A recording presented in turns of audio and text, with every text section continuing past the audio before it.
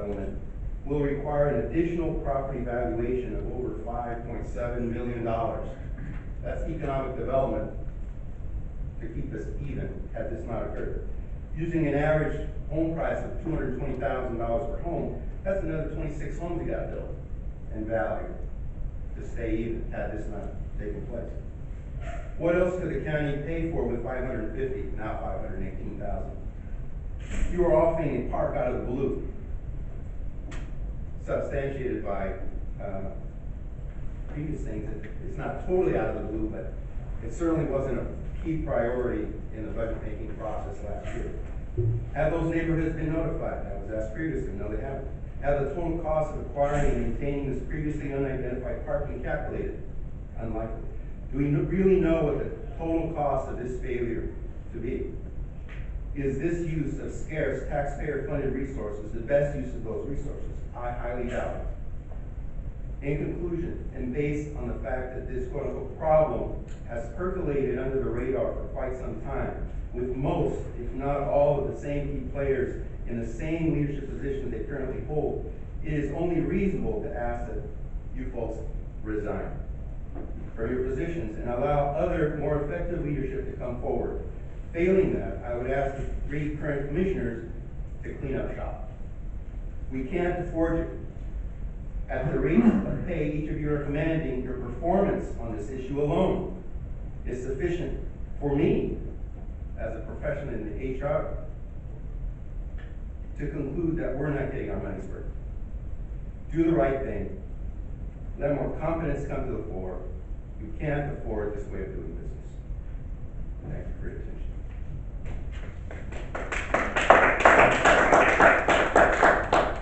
Richard Wade.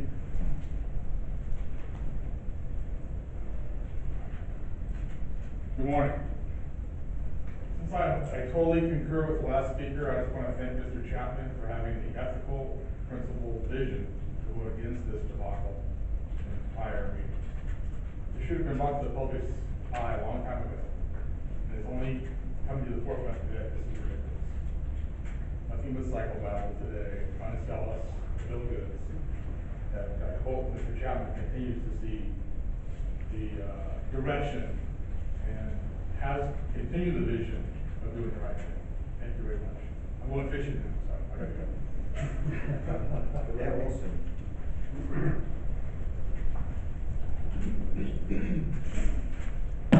Thank you, Richard. I'm Dale Wilson. I live on 4th Street here in Port Angeles. I'm taking a little bit different tack than I had planned when I started thinking about this last week.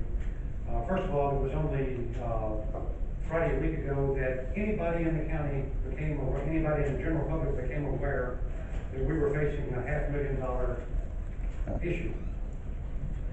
And at that time, there was no thought of buying a park for $500,000. In fact, if I may go to this slide over here, I have been in contact with Mr. Lang. Mr. Lang informs me that when he first bought this property over here, he asked the county repeatedly about this property here. It was vacant at the time. And everybody in the county said that will never be developed because the setbacks are not there. You don't have enough room between the county road and the high water mark. And so he would have bought that property just to keep it pristine because he intended to give this property and this property and this property, if he had bought it, to the county or to the Nature Conservancy upon his death. And so he didn't bother to buy that $40,000 piece of property back then because he was absolutely certain by people that he'd asked in the county that it would never be developed. And in fact, half a dozen people whom he knows in the county have asked about this property, and every time someone at the county said to him, you can't build anything on it, don't bother. That's why it was sold for $40,000 to Mr. Sevelak. Mr. Sevelak then miraculously had someone from the county to change the high water mark over here. The high water mark that had been there for 6.2 billion years was suddenly, with the stroke of a pen, changed to allow this man enough setbacks to where he could develop this property. Amazing. This hearing should be getting to the bottom of that letter, and whomever wrote that letter that started this entire mess should be the one that's funding this $500,000 payoff today. So, do we have suspects who that is? All of you know who it was. So let me add one more thing. Back in 1999, this county commission, not these gentlemen here, but the county commission funded a consultant to come forward and do an assessment of how the county citizens feel about the way they're treated by the county government.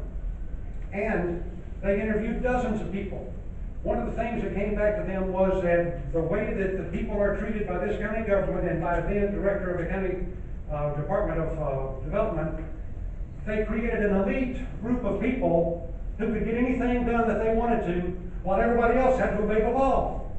Just as you see the high water miraculously moved over here.